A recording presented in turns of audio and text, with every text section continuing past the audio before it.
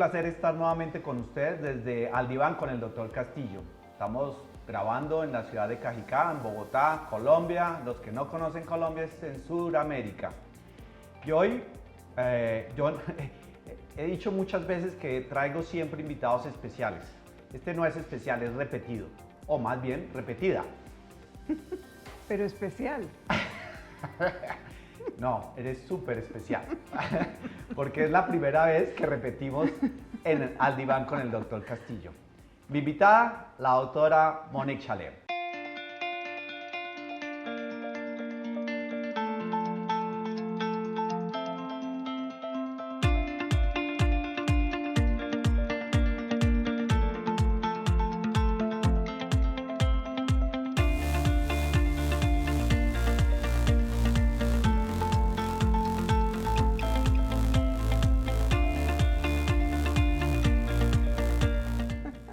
Hola Monique, ¿cómo estás? Hola, muy bien. Ya más tranquila porque ya conozco la mecánica, ¿ves? Muy bien. Y conoces al diván y el diván te conoce a ti. Sí, ya estamos acoplados. ¿Tú sabes cuál fue la primera dieta en el mundo? No, pero mira que dice acá en tu diapositiva que fue en Egipto. No, esa no fue personalizada. Ah. Hace 4.500 años ya se hablaba por los egipcios de la recomendación de hacer algún tipo de dieta. Había que comer un poquito menos. Hipócrates en el siglo V antes de Cristo incorpora el ejercicio y la dieta como la recomendación especial para la disminución de peso. Pero la primera dieta personalizada fue del rey Sancho de León I. ¿Adivine cómo lo llamaban? El gordo. Él vivió entre los años 935 y 966. Si uno hace cuenta, vivió solamente 31 años. Problema de la obesidad ya les voy a contar. La historia de este rey, el rey Sancho de León I, empieza, o la parte importante empieza en el año 958 cuando es destronado, y es destronado precisamente por su obesidad. En su momento él no podía cumplir con sus labores. Una de sus labores era yacer con una mujer. ¿Te suena ese verbo? Sí, claro. Sí, ¿no? Sí. Pero es muy español porque... Sí, pero se usa, ¿no? Claro, se usa. Yacer con una mujer para asegurar su descendencia y además batallar para asegurar sus tierras. Pues desde pequeño no se pensaba que iba a ser un obeso mórbido, pero sus malas costumbres lo llevaron a pesar 240 kilos. Hacía 7 comidas al día con 27 platillos completamente diferentes. Bueno, tras 2 años de reinado fue destronado, a que no hay por qué, por su tío. Siempre las cosas malas como que se tejen en la familia, ¿no? Y este rey, Sancho, logró ir a Pamplona, a donde su abuela, la reina toda de Navarra, quien le prometió que lo iba a ayudar a volver a tomar su reino. Para ese efecto, entonces, llaman al califa Abderramán III. Él también hizo un pacto con nuestro rey para ayudarlo a bajar de peso y volver a su reino. Efectivamente, este doctor tenía un médico bien importante, bien interesante en su momento, que era Hasdi ibn Charpur, y le aconsejó viajar a Córdoba para allá iniciar el tratamiento. Para iniciar el tratamiento en Córdoba tuvo que recorrer 800 kilómetros. Bueno, digo recorrer porque realmente no caminó ni un paso porque todo el tiempo estuvo cargado. Cuando llega allá, lo amarran a una cama y lo encierran en una habitación y también le cosen sus labios para que no comiera. Solamente tenía una pequeña hendidija, ¿cómo diríamos? ¿Hendidura? Eso, una pequeña hendidura donde tomaba los líquidos. Además de coserle la boca, era obligado a hacer paseos largos, caminatas largas, con muchos masajes para ayudarlo a tonificar, y además le daban una mezcla de agua salada, agua de azahar, agua hervida, y el paciente, el caso de nuestro rey, se la pasaba con diarrea. Bueno, lo importante es que este rey logró bajar 120 kilos. Cuando logró bajar 120 kilos, por fin se pudo montar en su caballo, regresó a su ciudad natal y fue nuevamente postulado como rey. Y este rey, hacia el año 966, murió. Y murió, adivina por qué, envenenado con una manzana. Y lo que dice la historia, paradójicamente, es que después de tanto calvario, fue la comida sana la que acabó con la vida de Sancho I el Gordo. Bonita historia, ¿no, Monique? Muy chévere, sí. Muy bonita historia. Y la he traído al programa de hoy porque la obesidad, sin lugar a duda, es una enfermedad crónica, como también lo es la osteoporosis. Y la osteoporosis, si es una enfermedad crónica, tenemos que hablar de un tratamiento crónico. Y por eso, Monique, te he invitado para que hablemos del tratamiento a largo plazo de la osteoporosis. ¿Algo que decir antes de que empecemos a preguntar en el diván? Bueno, algo que decir es que llevamos 25 años tratando pacientes con osteoporosis, en mi caso. Y creo que te había mandado un casito clínico de una paciente mía que lleva 25 años. 24 Mejor dicho, años. Tú no estuviste en la universidad, sino que seguiste a esta paciente y aprendiste osteoporosis con la paciente. Claro, bueno, pues hemos aprendido mucho a lo largo de estos 25 años porque, digamos, coincidencialmente, el primer estudio clínico sólido, bien diseñado, con los desenlaces pertinentes, que son la reducción de fracturas, salió hace 25 años, que fue el primer estudio con alendronato. A partir de ahí, bueno, vinieron apareciendo las otras moléculas y asistimos a todo el desarrollo de la farmacopea en osteoporosis, pero bueno, ha sido un largo camino y hay pacientes muy retadores, ¿no? La doctora Monique no ha aprendido mi consejo de no hablar del número de años. Yo le dije, no di que empezamos a hablar pero de... Pero si ya lo dije la vez pasada. No, pero es que nos calculan la edad y no se puede así. Estas son unas recomendaciones universales para tratar pacientes con osteoporosis. La dieta, el ejercicio, el tabaquismo, el alcohol, medir la altura anualmente, pues obviamente son recomendaciones que todos nuestros médicos deben tener en cuenta cuando tratan pacientes con osteoporosis. Pero hoy quiero hablar específicamente, además de los de cambios de estilo de vida que, insisto, son importantes del tratamiento importantes y a todo lo largo del tratamiento. Yo le he puesto unos colores y he puesto en negro lo que estamos usando, en amarillo lo que se ha dejado de usar o nunca salió, y en morado lo que se nos viene hacia el futuro. ¿Ok? ¿Te parece bien que haya resaltado bifosfonato, denosumab y teriparatide como, digamos, los medicamentos que más se utilizan en la osteoporosis? Sí, no, me parece bien. De hecho, esa es mi clasificación. Y quiero destacar que, bueno, hemos dejado algunos en el camino, ¿no? Ranelato de estroncio fue usado durante algunos años y por temas de riesgo cardiovascular, de riesgo trombótico, salió del mercado. Era un medicamento bastante fuerte en Europa. Y tuvo auge en la osteoartrosis también, ¿cierto? Hubo un estudio prometedor en osteoartrosis de rodilla que mostró desenlaces clínicos interesantes, positivos, pero bueno, ya al no haber... ¿Y qué pasó con calcitonina? Creo que calcitonina nunca cumplió la promesa realmente, ¿no? El estudio PROOF con calcitonina no mostró resultados tan impactantes como los resultados observados con bisfosfonatos. Entonces, pues finalmente fue cayendo en desuso. Al final solamente usábamos la calcitonina, digamos, como rescate para los pacientes con fracturas vertebrales severas y dolor. Eso te iba a decir, fue muy importante en los ortopedistas para el manejo del dolor. Y creo que ellos impulsaron mucho este medicamento, pero como tú dices, finalmente la historia le cobra a uno la importancia de los medicamentos. Y el Lodanacativ duró 10 años en investigación.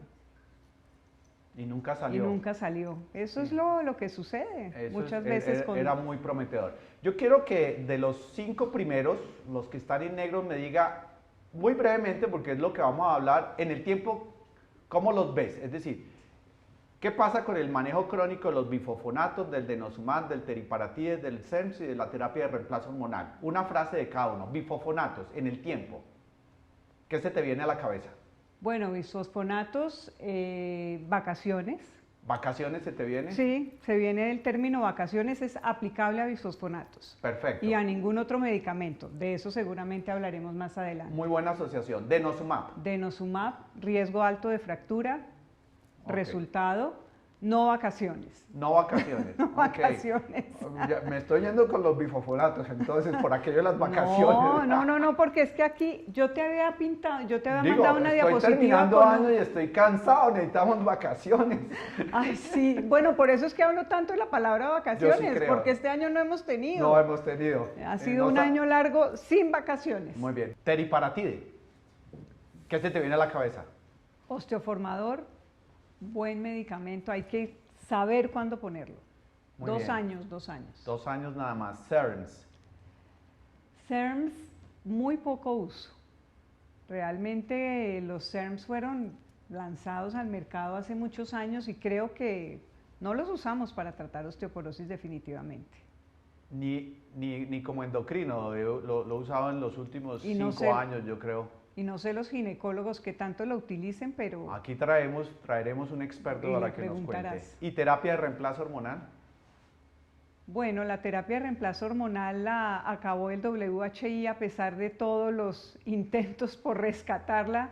Creo que ha sido Ok. pobre el esfuerzo. Creo que la terapia hormonal tendría sus indicaciones, Muy bien. incluso no solo para manejo del climaterio, sino de... ¿Y no van bien con el lupus, no van bien con tus enfermedades por aquello de la enfermedad cardiovascular y la formación Sí, de... pero hay ciertos pacientes en los que se puede. A mí me encanta, de una vez Sí. te digo, a mí me Bueno. encanta, pero lo voy a hablar con un ginecólogo mejor, ¿vale? Estaré atenta al programa. Todos estos medicamentos obviamente es para prevenir la fractura y conocemos de 3 fracturas que son propias de la osteoporosis, como es la fractura vertebral, la de cadera y el antebrazo. Pero hay otras fracturas que generan un poquito de confusión. Yo voy bajando las escaleras, me tuerzo el tobillo y me fracturo la tibia, el peroné o el metatarso. ¿Eso es osteoporosis? ¿Eso es fractura por fragilidad de osteoporosis? ¿La tibia, el peroné y el metatarso? Hay que descartarlo, depende del mecanismo del trauma. Pero creo que cualquier paciente con fractura, En cualquier parte del cuerpo. sí, merece que de acuerdo pues a sus otros factores de riesgo, su edad especialmente, uso de medicamentos, pues se estudie la posibilidad de una osteoporosis. Y el húmero clave, como dice ahí, ¿no? Es un poquito olvidado la El húmero. fractura de húmero para el diagnóstico Pero de la osteoporosis. fractura de húmero, a diferencia de la de tibia y peroné y de metatarsiano, sí está reconocida y estudiada como una fractura por osteoporosis. Los estudios no miren el impacto en fractura de húmero, ¿no? Lo meten dentro del capítulo de, Sí. de fracturas no vertebrales, ¿cierto? Exactamente. Muy bien. Esto me llama mucho la atención y quiero que, desde donde dice, cuando el diagnóstico inicial de la osteoporosis es hecho acorde al T-score por debajo de menos 2.5, el diagnóstico persiste aun cuando después de hacer una DEXA, la medición del T-score está mejor que menos 2.5, es decir, cuando ha pasado a osteopenia. Me llamó mucho la atención, aunque tú ves que el mejor grado de evidencia es solamente 4, que yo dejo entonces, yo tenía el concepto de que si yo estaba en menos 3 y ahora estoy en menos 2, yo paro el tratamiento. ¿Eso es así o no es así? Porque acá me dice que yo ya mantengo el diagnóstico de osteoporosis a pesar de que mi T-score es mayor a menos 2.5. Bueno, pero puede ser digamos, un concepto de que si ya tienes un diagnóstico establecido de fragilidad ósea y corroborado, digamos, por un diagnóstico densitométrico, probablemente aquí habrá que tener en cuenta también si el paciente tiene o no tiene fracturas, ¿no? Como el impacto más importante de la osteoporosis. Pero específicamente en esto hacen el diagnóstico porque tiene un T-score de menos 3. Yo le doy tratamiento y pasa a menos 2. Pasa de un rango de osteoporosis al rango de osteopenia. Pero aún estando en el rango de osteopenia, el diagnóstico persiste. Bueno, puede ser algo semejante a decir que un paciente con artritis reumatoide que está tratado, que está bien tratado y que ya no tiene ni síntomas ni signos y está Ya en no tiene remisión, artritis. ya no tiene artritis, pues no, es lo mismo que le digo yo a los pacientes. No abandonemos el tratamiento o si lo hacemos de manera escalonada porque igual el diagnóstico está. Entonces creo que es algo similar. Eso es a lo que quería llegar y estoy plenamente de acuerdo, es como tener un hipertenso controlado y decir, dejó de ser hipertenso. este paciente, a pesar de alcanzar un T-score que ya no está en rango de osteoporosis, sigue siendo manejado como un paciente. Sigue siendo observado, lo cual no quiere decir que no pueda suspender el tratamiento o darle vacaciones. Quiere decir que ese paciente ya tiene su diagnóstico y tiene que continuar en seguimiento. Y muy probablemente si venía con bifosfonato es hora de las vacaciones. Eso dicen las guías y recomendaciones. Esta es otra afirmación del consenso de endocrinos americanos y dice, ¿qué es éxito para la osteoporosis? Y ellos consideran que cuando hay estabilidad de la densidad mineral ósea o cuando incrementa la densidad sin que haya evidencia de una nueva fractura, se considera que ha habido respuesta a la terapia. ¿Estás de acuerdo con esta definición de éxito? Sí, hablamos de estabilidad de la masa ósea, es decir, si la densidad mineral ósea no aumenta, digamos, por encima de lo esperado de acuerdo al cambio mínimo significativo y todas las cosas que conocemos, y se mantiene, no podemos hablar de falla de tratamiento, ¿no? Porque eso es un equívoco muchas veces. Me parece, paciente que no gana masa ósea se considera falla a bifosfonato si cambian de terapia. Yo creo que eso es uno de los errores clínicos más frecuentes que nosotros vemos en osteoporosis. No necesariamente el uso de estas terapias crónicas tienen que llevar a la ganancia de masa ósea. Además hay pacientes que están sumamente mal, que ya han deteriorado de manera muy importante su arquitectura ósea, que tienen densidades minerales óseas muy bajas. En muchos no logras recuperar y no logras pasar, digamos, de la categoría osteoporosis a osteopenia. Entonces, pero pues sí, estoy de acuerdo con esta definición. Además, aquí hay que tener en cuenta que en la interpretación de la densitometría del seguimiento hay muchos avatares, hay muchos problemas técnicos, muchas veces nos cambian de equipo cuando pedimos una densitometría de control, no nos la mandan en el mismo equipo. Y con el mismo técnico. Y con el mismo técnico, entonces hay muchos problemas en la interpretación en el seguimiento de la densitometría, ¿no? Correcto. Y de hecho, muchos estudios han mostrado que a pesar de que no hay un cambio o ganancia en la densidad mineral ósea, sí hay una disminución del riesgo de fractura, porque de alguna manera estamos impactando también la microarquitectura y que no la podemos medir con la densitometría ósea. Muy bien. Y aquí hablan, esto me parece también importante porque inclusive tengo algunos casos clínicos donde el paciente ha presentado fractura, pero me llama la atención y es que aunque haya una sola fractura se debe considerar la falla terapéutica con 2 o más fracturas. Sí. Me parece que también eso hay que hacer porque presentó una fractura y hacen el cambio o consideran falla terapéutica. Además hay que evaluar el tiempo de inicio de acción de los medicamentos, ¿no es cierto? Digamos que en el mejor de los escenarios podríamos hablar de que en 6 meses podemos ya estar obteniendo una disminución en el riesgo de fractura, pero si tú inicias un tratamiento y se fractura a los 3 meses. Correcto. ¿No? Y como dices tú, una sola fractura. Es como empezar una terapia lipídica y el paciente se infarta a los 2 días, falla a las estatinas, sí. Cuando realmente esa placa aterosclerótica se está gestando desde muchos años atrás, pues uno no debe considerar que es una falla al tratamiento. Bueno, yo creo que de la práctica clínica son algunos vicios, pienso yo, que se están haciendo. Tú habías hablado entonces de la terapia de vacaciones y yo creo que eso es uno de los temas más controversiales en osteoporosis porque yo creo que hemos llegado al punto de que son necesarias las vacaciones pero que no se sabe cuánto tiempo de vacaciones. Si yo he iniciado un paciente con bifosfonato, ¿tú en qué momento haces un stop para tomar una decisión de si continúas o no el bifosfonato? Te voy a decir, 3 años o esperas a los 5 años. Bueno, en las guías hablan de 3 años para ácido zoledrónico y de 5 años para los bisfosfonatos orales. Yo en general cuando inicio ácido zoledrónico, digamos, le hablo al paciente de 3 años de terapia inicial y luego reevaluación que podría extender la terapia hasta 6 años. Pero con los bifosfonatos orales hay evidencia de tratamiento a largo plazo, no con un gran número de pacientes, 10 años con alendronato, 200 pacientes recibieron 10 años, 7 años con risedronato. Entonces, esto podría extender la duración de la terapia con bisfosfonatos orales hasta 10 años, Con ácido zoledrónico sí 6 años, porque realmente la extensión más allá de los 6 años no mostró beneficios. Aquí hay un punto clave.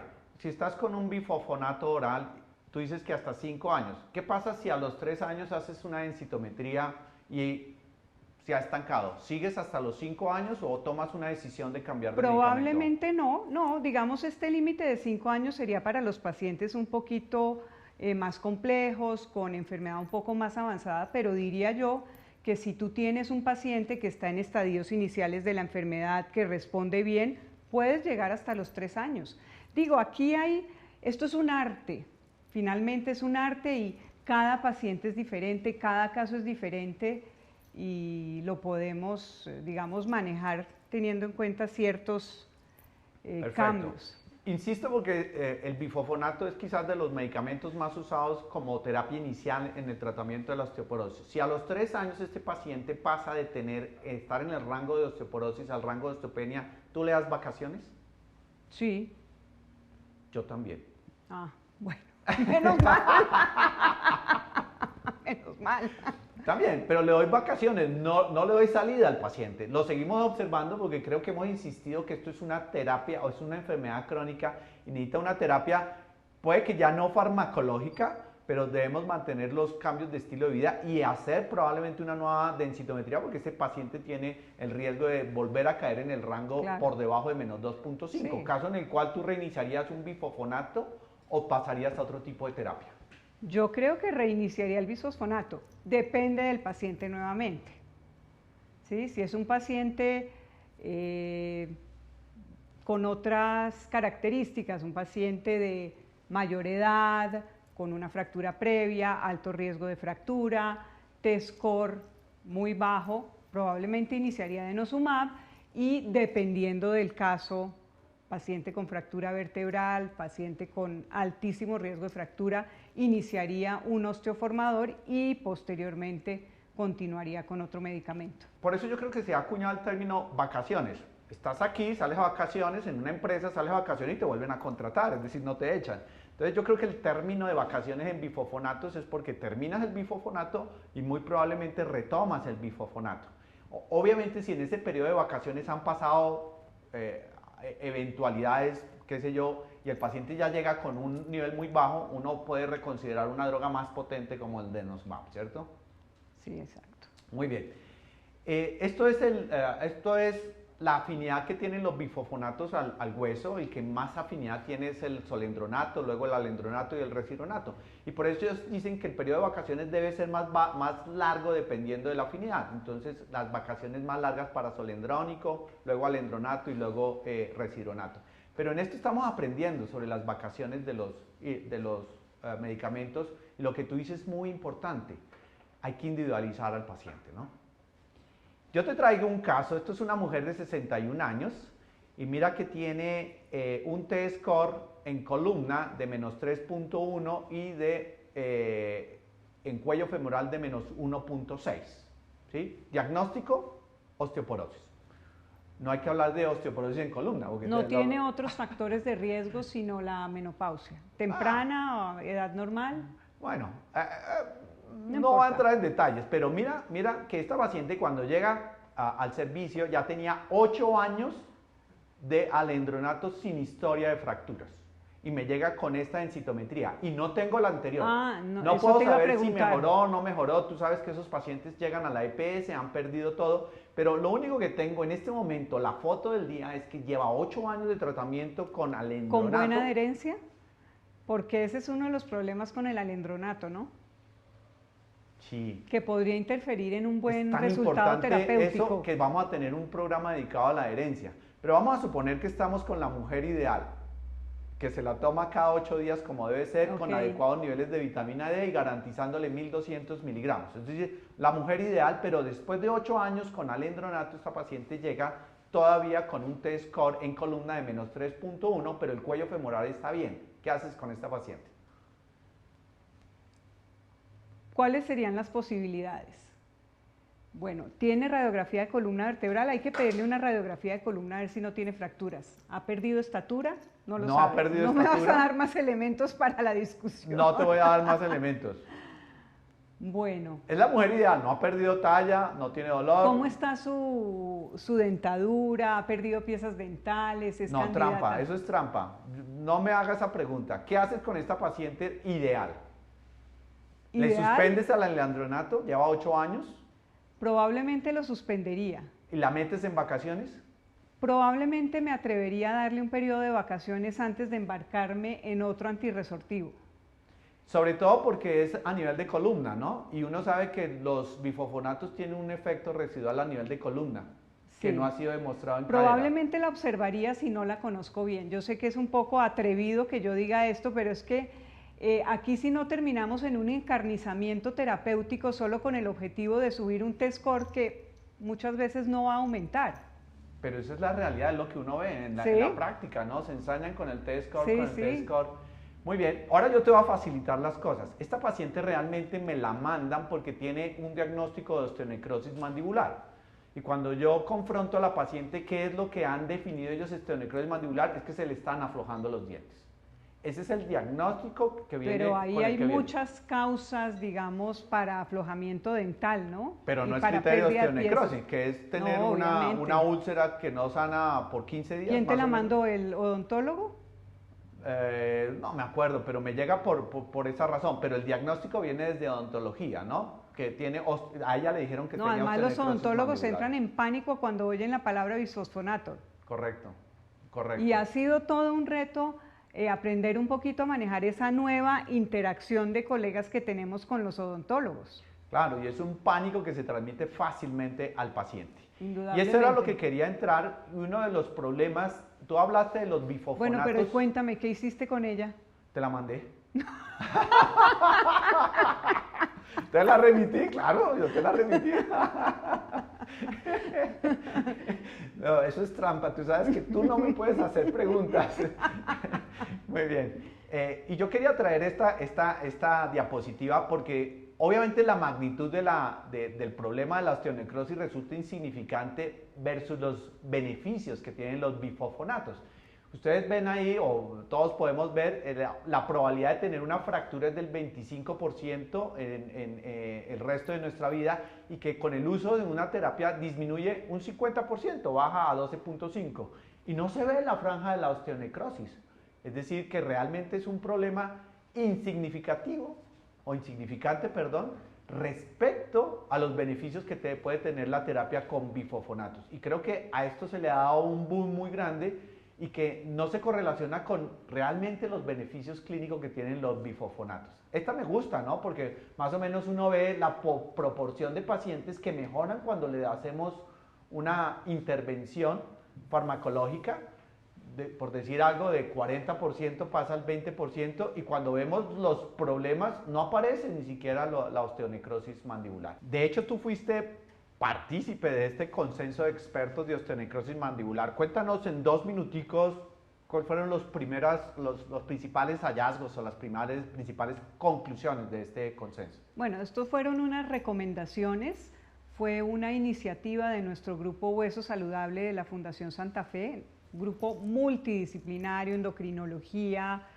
ortopedia, reumatología y odontología. Tenemos a Karina Sarmiento, una cirujana maxilofacial muy conocedora del tema. Hicimos una metodología Delphi, establecimos unas preguntas y de allí surgieron las recomendaciones para el diagnóstico, pues analizamos también todas lo que tú dijiste, evidentemente es una patología de muy baja prevalencia, especialmente en el contexto de la osteoporosis, aunque en el caso de pacientes con cáncer que reciben dosis de antirresortivos muy diferentes, pues es mucho más frecuente. Se le ha hecho mucha laraca, como decimos coloquialmente, y especialmente en el gremio de los cirujanos orales y odontólogos, es una patología que desata mucho temor. Supuestamente, pues tú y yo no hemos visto muchos casos, pero sí los hay.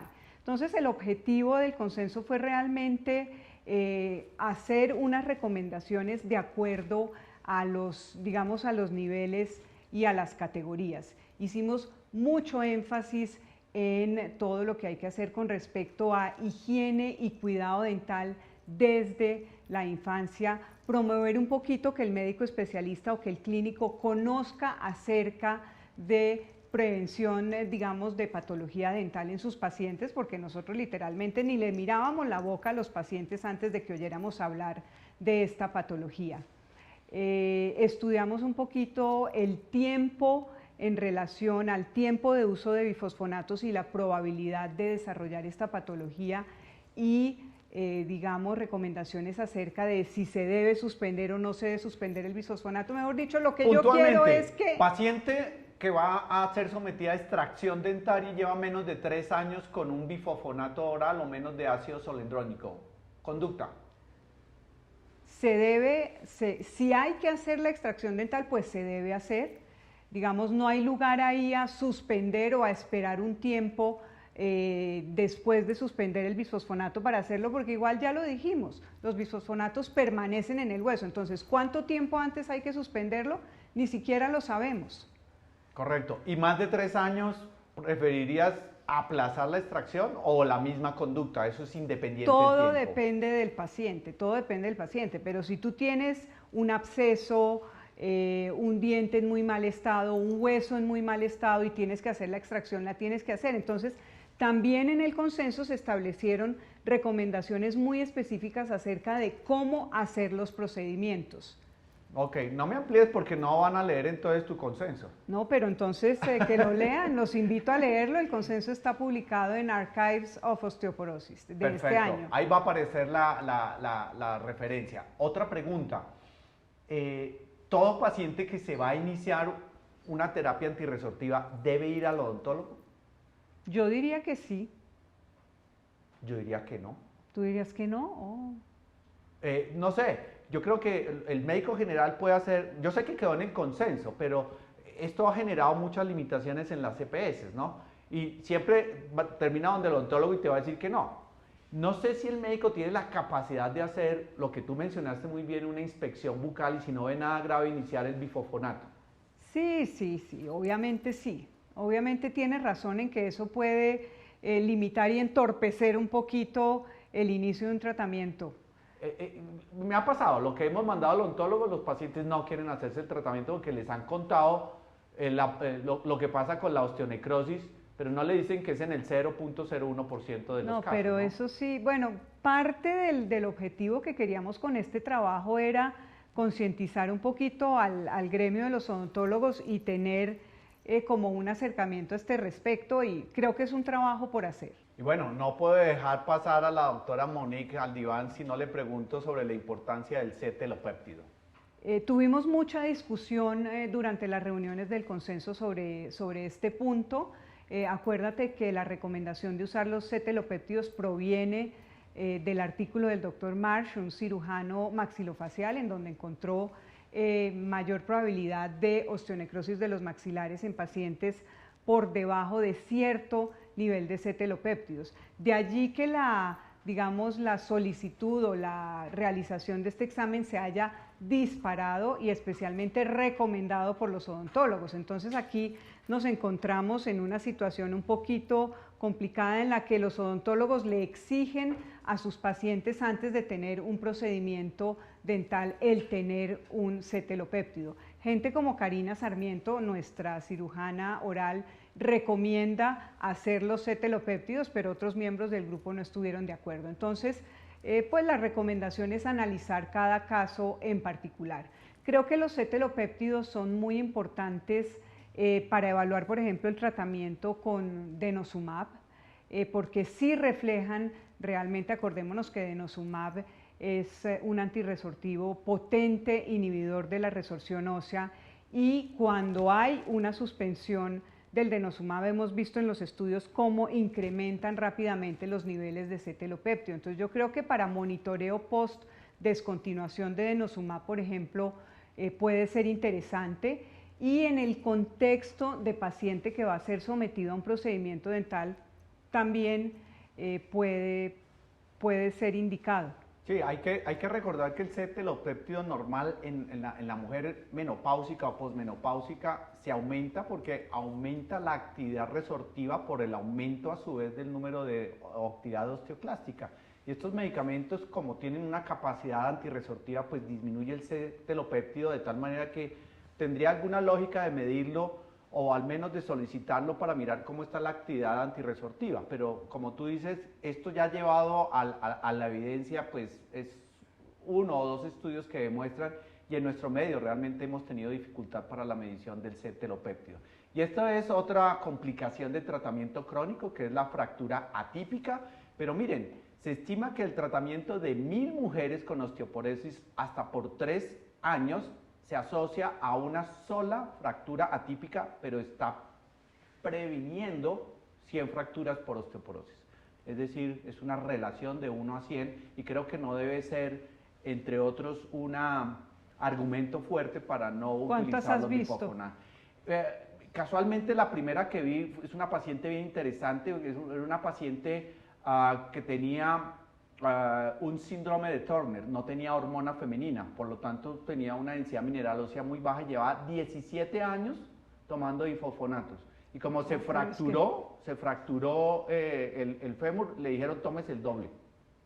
Es decir, esto simplemente demuestra que no hay mucha difusión sobre las fracturas atípicas, inclusive del Turner, que realmente debe ser manejado con terapia de reemplazo hormonal y no con bifofonatos. Esto es muy importante, educar al paciente.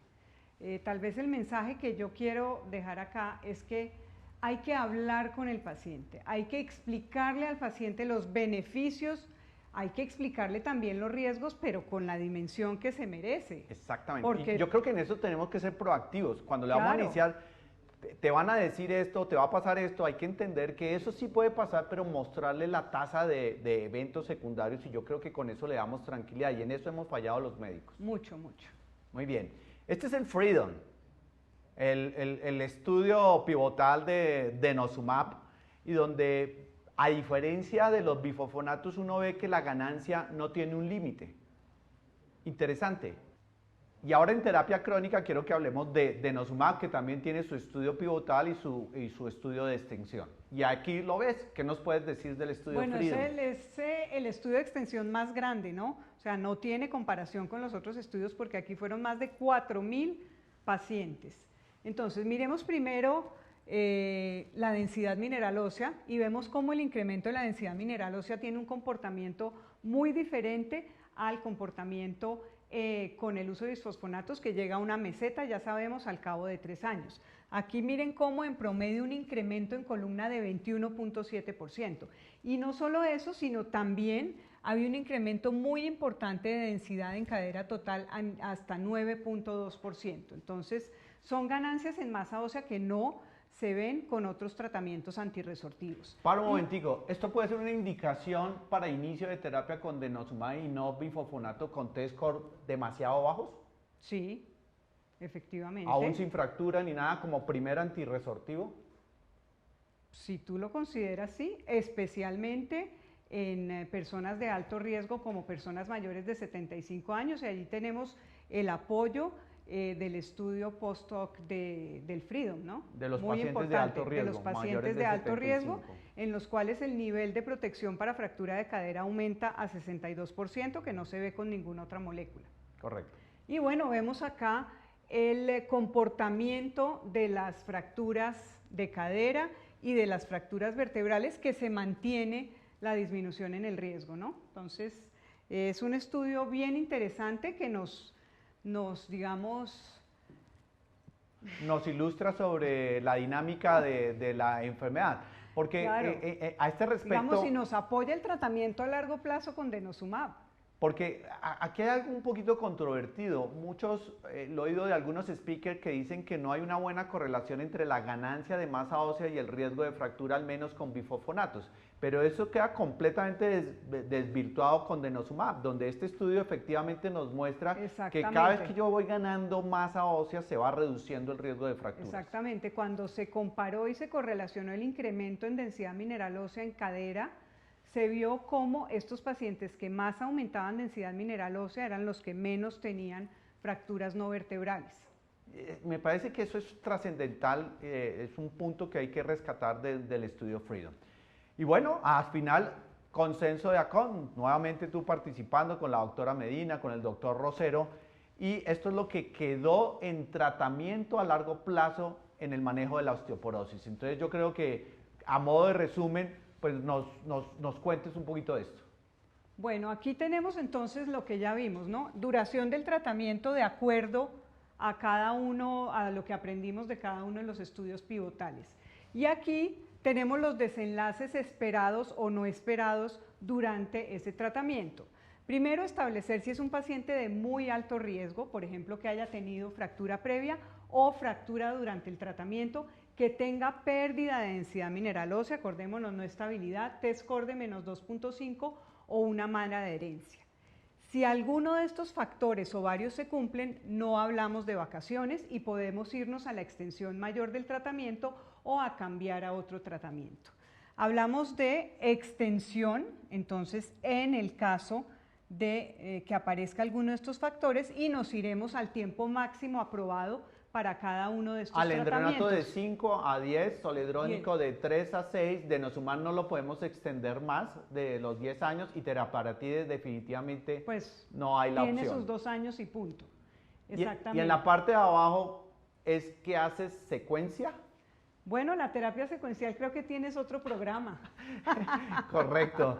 Vamos a tener un programa de terapia secuencial y pues yo creo que nos ha aclarado muy bien, nos lo has hecho de manera magistral, la terapia crónica con sus beneficios, pero también hablando de sus posibles inconvenientes, básicamente la osteonecrosis mandibular y la fractura atípica. Sin lugar a dudas sigue siendo un tema en el que estamos aprendiendo. Y yo creo que para despedirnos del programa, Monique, quisiera algunas recomendaciones o algunos puntos que quieras destacar de este diálogo. Es muy importante que cuando tengamos frente a nosotros a un paciente con osteoporosis, establezcamos qué vamos a hacer con él, pero no qué vamos a hacer con él en términos de 1 año o de 2 años, o que comencemos un tratamiento simplemente porque tenemos que comenzar algo. Debemos hacer una evaluación rigurosa del paciente, establecer el tiempo de tratamiento que este paciente va a requerir y así explicarle al paciente. Usted, por ejemplo, vamos a comenzar este tratamiento con ácido zoledrónico, la duración del tratamiento será de 3 años, al cabo de estos 3 años vamos a hacer una evaluación, dependiendo de cómo esté podremos extendernos a 6 años y si probablemente tenemos pacientes de muy alto riesgo, debemos desde el comienzo ya contemplar la posibilidad de una terapia secuencial. Entonces, para mí esto de la osteoporosis es como un juego de ajedrez en el cual debemos utilizar nuestras mejores fichas de una manera inteligente. Gracias.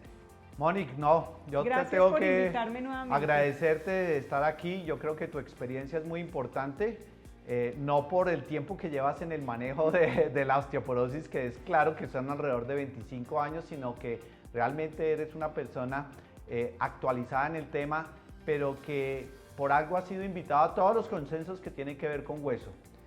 Hemos tenido hoy a la doctora Monique Chalem, reumatóloga, ya no puedo decir que de la Fundación Santa Fe, es la reumatóloga preferida por todos nosotros, no solamente en tema de huesos, seguramente nos va a sorprender también en otros temas. De verdad, Monique, muchas gracias. Gracias y a ustedes, por invitarme. Gracias. Espero que les haya gustado este programa y por favor compártanlo con todos sus colegas.